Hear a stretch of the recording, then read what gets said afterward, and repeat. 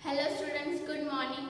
तो चैप्टर 2 में हमने अब तक देखा है कि कंपनी सेक्रेटरी क्या है, उसकी क्वालिटीज़ क्या है, क्वालिफिकेशन क्या है।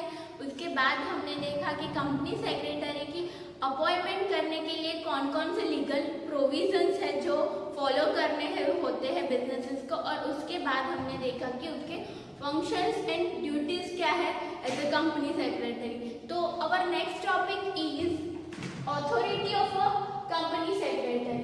तो ऑथोरिटी मतलब पावर, कौन सी पावर कंपनी सेक्रेटरी को असाइन की गई होगी। हमने ड्यूटीज तो देख ली उसकी, but as a company secretary वो एक की मैनेजमेंट पर्सनल है, वो सेकेंड रैंक होल्ड करता है की मैनेजमेंट पर्सन में कंपनी में। तो उसके पास ऑथोरिटी भी इतनी होगी। तो वो कौन कौन सी ऑथोरिटी है वो हम अब देखते हैं। बट कंपनीज एक्ट में कोई स्पेसिफाई ऑथोरिटी नहीं दी गई है। जो कंपनीज एक्ट 2013 है, हमने देखा कि इस एक्ट में ऑलमोस्ट एवरीथिंग के लिए प्रोविजंस दिए गए हैं। But regarding to this authority of a company secretary, इसके लिए कोई स्पेसिफाई प्रोविजंस मेंशन नहीं किए हैं। तो अब देखते हैं कि उसकी ऑथोरिटी क्या क्या आती है। कंपनीज एक्ट में तो दिए नहीं है, बट क्या होगा जो कंपनी जब इनकॉर्पोरेट होगी तब जब उसका articles of association, memorandum of association जब बनता है, जिसे हम बोलते हैं कि वो कंपनी का कॉन्स्टिट्यूशन है। तो जब आर्टिकल्स ऑफ एसोसिएशन बना होगा तब उसमें regarding to this authority of a company secretary तो उसके प्रोविजंस होंगे। कहाँ पे होंगे? Articles of association of the company. तो जो आर्टिकल्स ऑफ एसोसिएशन होगा उसमें authority of a company secretary mention की गई होगी। उसमें लिखा होगा कि कंपनी सेक्रेटरी को कौन कौन से पावर दिए गए हैं। तो हम वो वन बाय वन देखेंगे। बट वो ऑथोरिटी असाइन करने के लिए बोर्ड ऑफ डायरेक्टर को रिजोल्यूशन पास करना होगा कि जब कंपनी सेक्रेटरी अपॉइंट होगा तो उसे जो भी अथॉरिटी मिलेगी, जो भी पावर मिलेंगे, उसके लिए बोर्ड ऑफ डायरेक्टर को क्या रिजोल्यूशन पास करना होगा regarding to the authority of a company secretary. तो कंपनीज एक्ट में तो कोई प्रोविजन नहीं है, बट उसके प्रोविजन कहाँ होंगे? Articles of association of the company. और बोर्ड ऑफ डायरेक्टर को क्या करना होगा? रिजोल्यूशन पास करना होगा regarding to the authority of a company secretary. Then जो अथॉरिटी है वो वन बाय वन हम डिस्कस करेंगे उसके बाद। तो फर्स्ट अथॉरिटी है register necessary document with ROC to obtain certificate of incorporation. Company का इनकॉर्पोरेशन करना मतलब कंपनी को रजिस्टर करवाना। कहाँ पे? आरओसी। आरओसी क्या है? Registrar of companies. तो वो कंपनीज की भी हेड होती है, वो एक ऑफिस है जो कंपनीज के वर्क को देखती है। तो रजिस्ट्रार ऑफ कंपनीज में कंपनी सेक्रेटरी को क्या करना होगा? सारे जो लीगल डॉक्यूमेंट्स होते हैं, जो फाइल होती है, तो वो फाइल करना होता है। फाइल करना मतलब उन लोगों को जो भी फॉर्म्स मेंशन किए गए होंगे वो फिलअप करके उनको रिटर्न सेंड करना होगा। जो भी डॉक्यूमेंट रिक्वायर्ड होंगे वो भी उसके साथ अटैच करने होंगे। तो ये वर्क किसका है? ये ऑथोरिटी किसकी है? कंपनी सेक्रेटरी की। Necessary document has to be filed to the ROC for the incorporation of a company. और उसके बाद आता है he is the head of a office administration. वो एक की मैनेजरियल पर्सन है, उसके लिए वो एक हेड है ऑफिस एडमिनिस्ट्रेशन का। तो he has the authority to look after and control the various department. वो हेड है, उसके लिए उसे दूसरे जो एम्प्लॉइज होंगे उनसे वर्क लेना होगा। और जो वर्क वो लोग कर रहे हैं उनको कंट्रोल करने के भी ऑथोरिटी किसके पास है? कंपनी सेक्रेटरी के पास। ऑफिस का एडमिनिस्ट्रेशन अच्छा हो इसके लिए वो कंट्रोल करता है और उनके वर्क को देखता है। तो ये ऑथोरिटी है कंपनी सेक्रेटरी की कि वो वेरियस डिपार्टमेंट जो हो गए कंपनी के, प्रोडक्शन डिपार्टमेंट है, देन सेल्स डिपार्टमेंट है, तो वो जो डिपार्टमेंट वेरियस हो गए, तो वो डिपार्टमेंट में एडमिनिस्ट्रेशन अच्छा हो रहा है कि नहीं, उसकी वर्क को देखने की अथॉरिटी किसके पास है, कंपनी सेक्रेटरी के पास। तो okay, then our next point is the company secretary is authorized to sign letters related to shares on behalf of the company। तो related to shares मतलब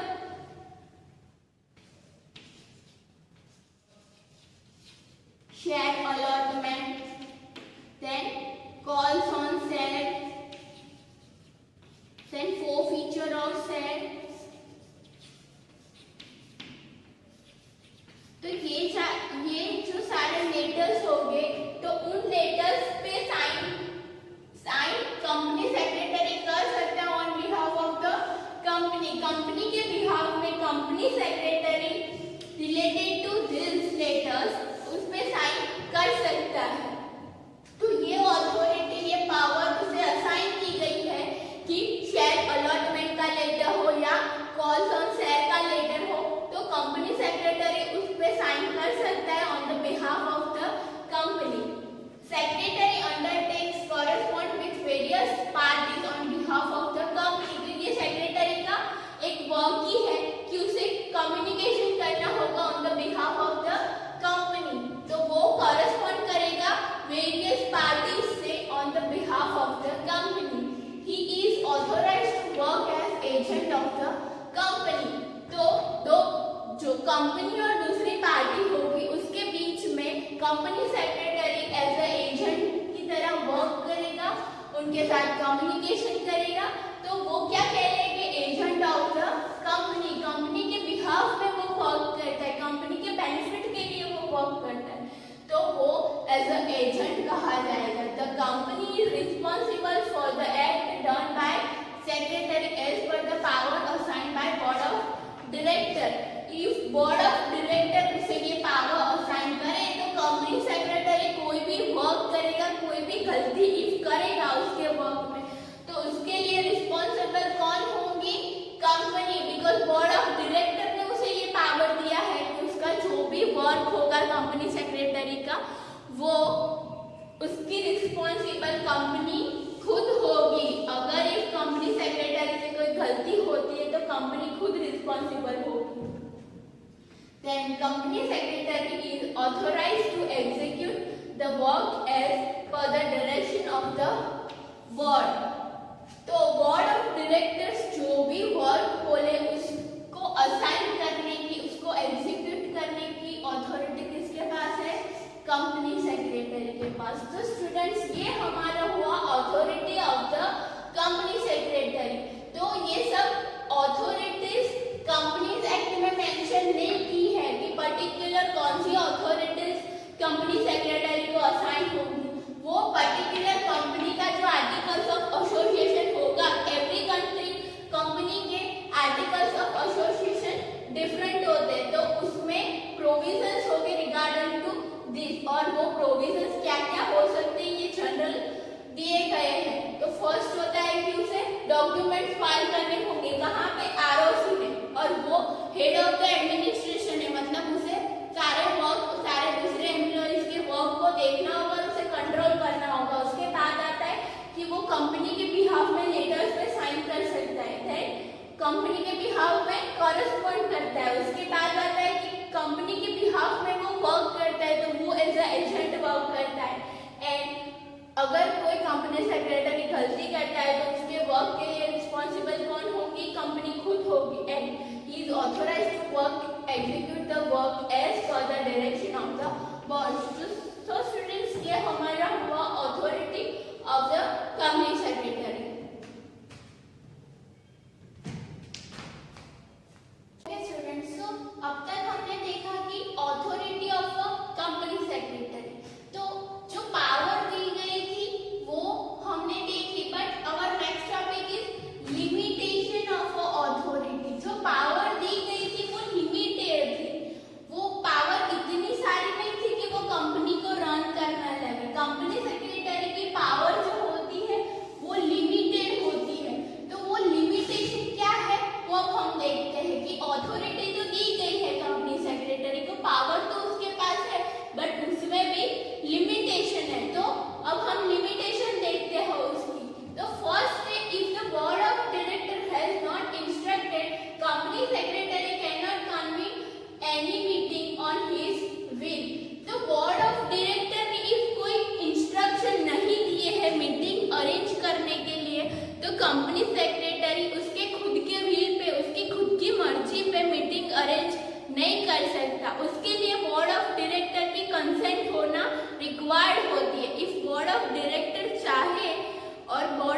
डायरेक्टर ने ऑर्डर दिए हो तभी कंपनी सेक्रेटरी मीटिंग अरेंज कर सकता है। वो खुद के बिल पे वो मीटिंग अरेंज नहीं कर सकता। उसके लिए बोर्ड ऑफ डायरेक्टर के इंस्ट्रक्शंस रिक्वायर होते, ऑर्डर रिक्वायर होते। Then next is the company secretary can not borrow finance on behalf of the company for the affairs of the company secretary. Company तो if company कोई डेब्ट में चली गई है, मतलब कंपनी को पैसे की रिक्वायर्ड है, तो कंपनी सेक्रेटरी कंपनी के बिहाफ में पैसे लेकर कंपनी के करंट इश्यू के लिए यूज करता है। तो वो ऐसा नहीं कर सकता। कंपनी सेक्रेटरी कंपनी के बिहाफ में कहीं से पैसा नहीं ले सकता। तो it is the limitation of authority कि कंपनी सेक्रेटरी कंपनी के बिहाफ में पैसे बोरो नहीं कर सकता है for the affairs of the company. तो ये लिमिटेशन क्यों दी गई है कि अगर वो लिमिटेशन नहीं होती तो कंपनी सेक्रेटरी क्या करता कि कंपनी के बिहाफ में पैसे लेता किसी इंस्टीट्यूशन से, वहां पे प्रॉब्लम क्या बताता कि for the affairs of the company, और वो पैसे का यूज अपने पर्सनल बेनिफिट के लिए करता। तो ऐसा ना हो इसके लिए उसकी लिमिटेशन दी गई है कि वो पैसे बोरो नहीं कर सकता on the behalf of the company for the affairs of the company. Then our next point is secretary prepare the agreement but he can not enter into the agreement on behalf of the company without authority. तो हमने पहले भी देखा था कि company secretary के work में क्या आता है, तो वो एग्रीमेंट और कॉन्ट्रैक्ट प्रिपेयर करता है on the behalf of the company. उसका वर्क क्या होता है, प्रिपेयर करना। कंपनी के बिहाफ में वो एग्रीमेंट प्रिपेयर करता है, कॉन्ट्रैक्ट प्रिपेयर करता है, बट उसके पास इफ अथॉरिटी ना हो तो वो कंपनी के बिहाफ में वो जो एग्रीमेंट बना है उससे उस पे एंटर नहीं कर सकता। मतलब कंपनी के बिहाफ में वो एग्रीमेंट पे साइन नहीं कर सकता। अगर उसे अथॉरिटी दी गई है तो ठीक है, बट इफ अथॉरिटी नहीं है तो वो एग्रीमेंट पे साइन नहीं कर सकता। कंपनी के बिहाफ में वो एग्रीमेंट में एंटर नहीं कर सकता। Okay, then our next point is the secretary can not take any decision on policy matters. तो कंपनी सेक्रेटरी करंट अफेयर्स से अपडेट होना चाहिए, उसे जो पॉलिसी मैटर्स होंगे उस पे एडवाइस देनी चाहिए। वो अपनी एडवाइस बोर्ड ऑफ डायरेक्टर को दे सकता है, बट डिसीजंस नहीं दे सकता कि ऐसी पॉलिसी बनानी चाहिए, ऐसी स्ट्रेटेजीज बनानी चाहिए। वो सिर्फ एडवाइस कर सकता है किसी बोर्ड ऑफ डायरेक्टर को। जब बोर्ड ऑफ डायरेक्टर की मीटिंग मिली होगी जिसपे पॉलिसी मैटर्स पे डिस्कशन हो रही है, स्ट्रेटेजीज पे डिस्कशन हो रही है, तो वो कंपनी सेक्रेटरी वहां पे एडवाइस करेगा किसी बोर्ड ऑफ डायरेक्टर को, बिकॉज अल्टीमेट अथॉरिटी किसकी होती है, बोर्ड ऑफ डायरेक्टर की। स्ट्रेटेजी फॉर्मुलेशन की अल्टीमेट अथॉरिटी होती है बोर्ड ऑफ डायरेक्टर की। तो कंपनी सेक्रेटरी को सिर्फ एडवाइस करना होता है, ना कि पॉलिसी खुद के लिए बना देना। मतलब कंपनी सेक्रेटरी कंपनी के बिहाफ में कोई डिसीजन नहीं ले सकता रिगार्डिंग टू पॉलिसी मैटर, वो सिर्फ एडवाइस कर सकता है। Then our next point is the agreement entered into are null and void for which the secretary is not empowered by the board and the company is not bound for it। तो ऐसे agreement जहां पे company secretary को कोई authority नहीं दी गई थी उस एग्रीमेंट के लिए, वहां पे हमें ये तो पता है कि कंपनी सेक्रेटरी एग्रीमेंट बनाता है, कॉन्ट्रैक्ट बनाता है, बट उस एग्रीमेंट को रन करने के लिए कंपनी सेक्रेटरी के पास अथॉरिटी ना हो तो वो एग्रीमेंट पे साइन नहीं कर सकते। और ऐसे एग्रीमेंट जहाँ पे बिना अथॉरिटी कंपनी सेक्रेटरी रन करता है, वहाँ पे साइन करता है और कंपनी के बिहाफ में वहाँ पे साइन करता है, तो ऐसे एग्रीमेंट शुरू से वॉइड बन जाते हैं। मतलब कि उस एग्रीमेंट में जो भी कंटेंट होंगे, जो भी कंडीशन होगी, वो सारी वॉइड हो जाएगी और उसके लिए कंपनी रिस्पॉन्सिबल नहीं होगी।